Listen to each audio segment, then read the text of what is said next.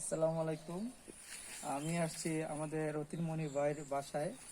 ওনার এখানে প্রায় 50-এর উপরে আমের জাত আছে। তো এটা হচ্ছে আমাদের সেই বিখ্যাত আমেরিকার পালমার ভ্যারাইটি। আমার হাতে দেখেন আমটা কত সুন্দর, আহ, বলা যে এত সুন্দর, মানে দোকায় দোকায় আম ধরছে। প্রতিটা আম যদি আমি দেখাই, অনেক অসাধারণ ভাই। দেখেন প্রতিটা আমে কত কালারফুল। হ্যাঁ হ্যাঁ, এই পাশটাতে আমি যদি যাই, দেখেন আলহামদুলিল্লাহ অনেক অনেক সুন্দর আম। মানে আমার দেখে এত ভালো লাগতেছে বলার বাইরে। মানে পুরোটাই আমের একটা প্রসারণ এখানে। যাই দেখি আমি আমার আম। তো আমি আসছি মূলত দেখতে। এবং এটা এটা কি ভাই? আম্রপালি। এটা হচ্ছে আম্রপালি। আম্রপালি অনেক আছে। গরুমতি। এটা হচ্ছে গরুমতি না? হ্যাঁ হ্যাঁ, এটা গরুমতি আম।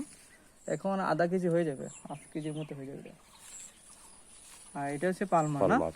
পালমারটা অনেক সুন্দর, আসলে অসাধারণ।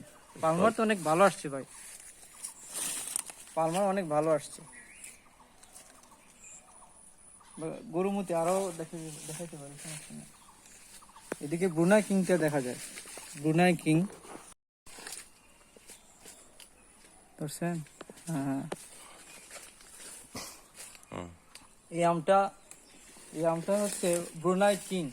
আমরা জানি ব্রুনাই রাজা এটা নিয়ে আসছিলেন, ওনার নামে অনুসারে ব্রুনাই কিং।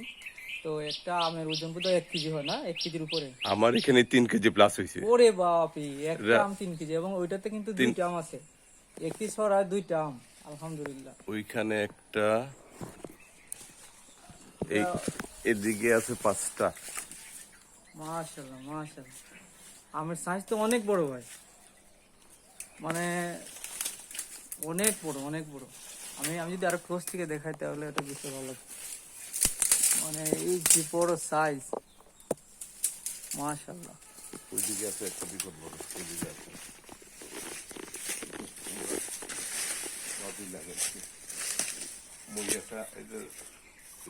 হ্যাঁ, এই তো বিগ এটা 1 সাইজ, কেজির উপরে এখনই আছে। মাশাআল্লাহ। এটা হয়তো ক্যামেরা ধরা দিতেছিল না, কিন্তু এটাও বিশাল বড়। যাই হোক, আম অনেক আছে এখানে। আমরা একটা পর একটা সবগুলো আম দেখবো। এটা হচ্ছে ম্যাঙ্গোস্টিন। ম্যাঙ্গোস্টিন এটা একটা টক ভ্যারাইটি, টক মিষ্টি, টক মিষ্টি না? রসালো। এই যে ম্যাঙ্গোস্টিন। ভিডিওটি অনেক বড় হচ্ছে না, যাক।